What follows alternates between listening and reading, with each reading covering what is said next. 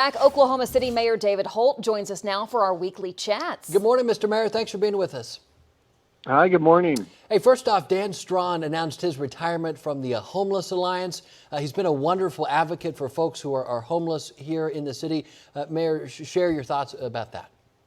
Absolutely. Well, Dan's a perfect example of the many public servants, whether they're in the nonprofit sector or in the government sector or civic leaders who volunteer on the side. But there's so many hundreds of people like Dan who make our community tick.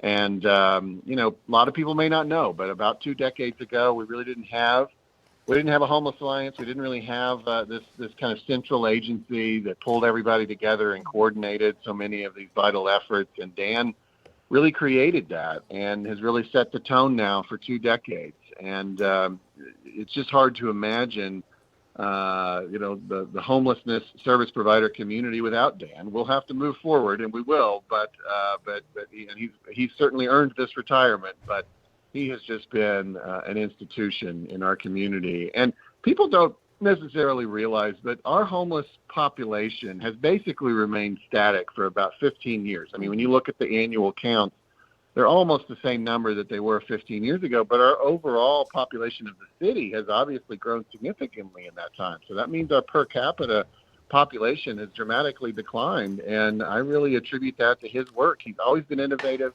We wouldn't have Housing First. We wouldn't have Curbside. We wouldn't have so many things that we now have that are meeting this need without Dan Straughan. He's been a valuable ally to policymakers, and he's just got a great attitude. He's easy to work with, and he's really pragmatic, and we will miss him, but we wish him all the best in this next chapter. Yeah, we love working with Dan. Another question for you, sir. Plans are being discussed at City Hall for additional protected bike lanes along Classen.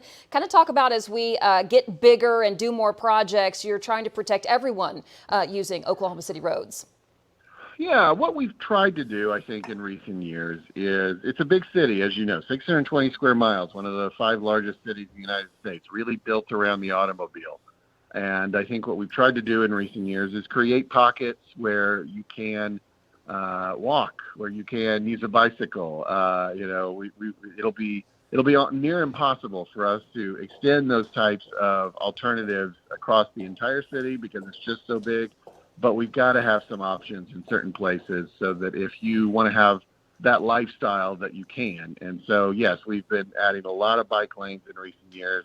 And these protected bike lanes that you just referenced are just another example of that. Yeah. We've got a lot coming in Maps 4, and we're proud of that, and it's necessary and important that we do that, and you'll continue to see that work. All right, always on the move, Mayor. Thank you for your time.